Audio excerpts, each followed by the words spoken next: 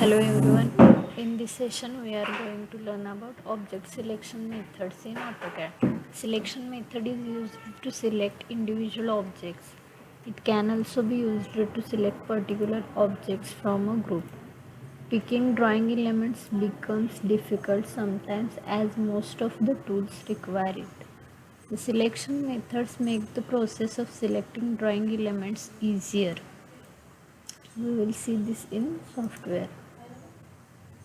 Here we can see I have already drawn these shapes.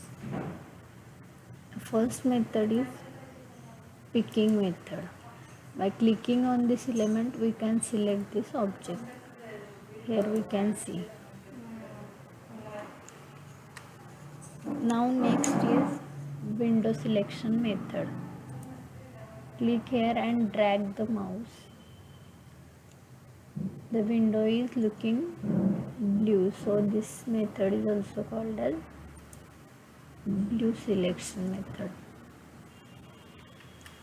Next is cross selection method. This method is called as cross selection method.